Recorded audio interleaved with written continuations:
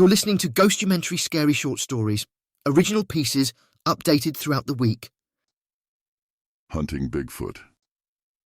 Brandon, Kyle, and Seth had always been close, the kind of friends whose bonds formed in the muddy creeks of Northern California. From the time they were kids, they had been fascinated by Bigfoot, not the way other kids were, but with a real, burning curiosity. They spent their teenage years dragging themselves through the woods around their small town, half drunk on cheap beer, laughing at the idea that they might one day stumble across a real-life monster. It started as a joke, a fun way to escape the monotony of their small lives. But over time, it became something else, an obsession. They were in their 20s now, and the obsession had matured. No more drunken hunts with slurred words about Bigfoot. This time, they were serious. They had spent months, hell, years saving up money, researching online, and building something to finally trap the creature. A massive metal cage, 10 feet high, painted to look like a bush, complete with a trove of bait.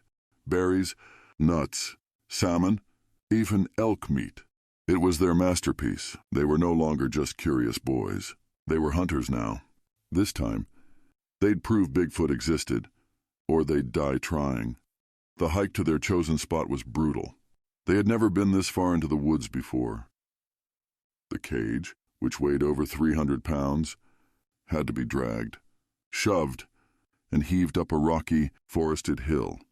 The sun beat down on their necks, and the tension between them simmered just below the surface. Kyle, tall and lanky, was the one who always seemed to lose his patience first. "You're pulling too hard on the damn ropes. Brandon," he snapped at one point, veins bulging in his neck. "Maybe if you did more than bitching, we'd be there by now." Brandon shot back, his muscles straining under the weight of the cage. Brandon was shorter, stockier, and the natural leader of the group, even though the other two would never admit it. His dark beard dripped with sweat as he adjusted his grip on the ropes. Seth was the peacemaker, and when Kyle was ready to lose it, Seth cut in with a grin. "Guys, if we're gonna catch Bigfoot, we can't be killing each other first." 6 hours later, they finally reached the clearing.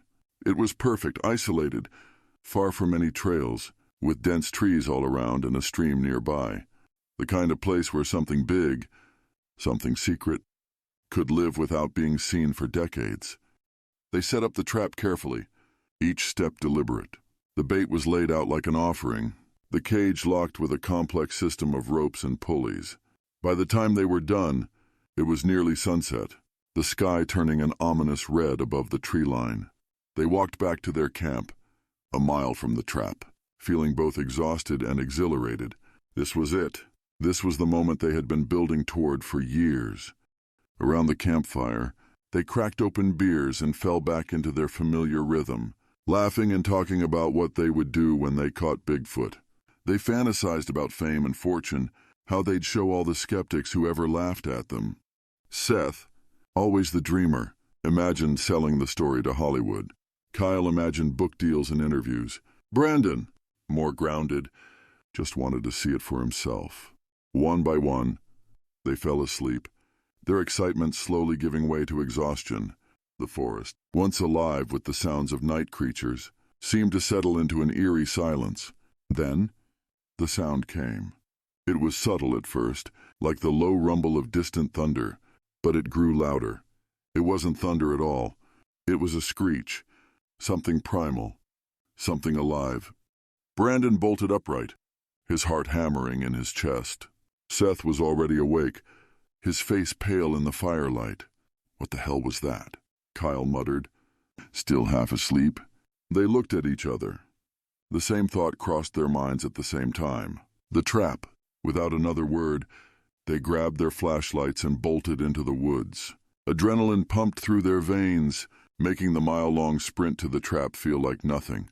They couldn't believe it. They had caught something. They had to have caught something. As they crested the hill overlooking the trap, they stopped dead in their tracks. The trap stood there, untouched, empty. The bait was still there. Everything was as they had left it. But the sound had been coming from the trap, They were sure of it. "What the hell?" Brandon whispered, his voice barely audible over the pounding in his ears. They swept their flashlights around the area, but there was no sign of anything. No prints, no broken branches, nothing. "Did we imagine it?" Seth asked, his voice shaking.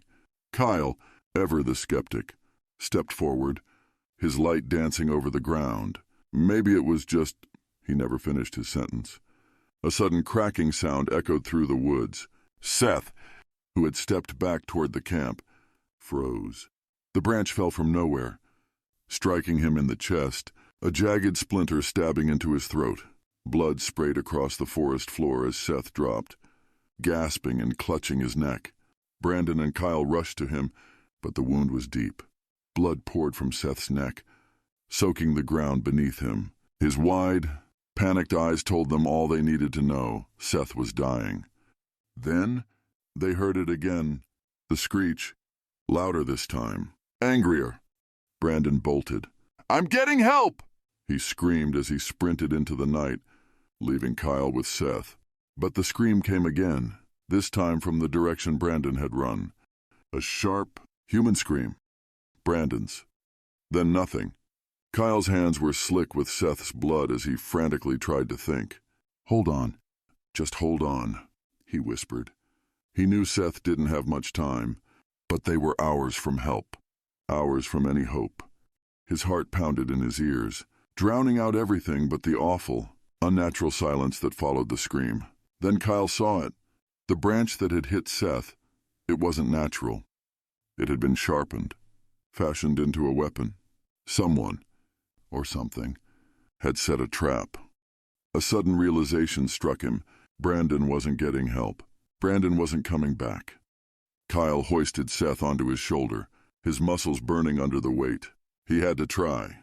He had to get Seth back to the car, or at least somewhere safe.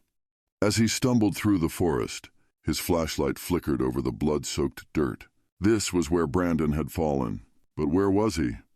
The light swept up into the trees, and that's when he saw him.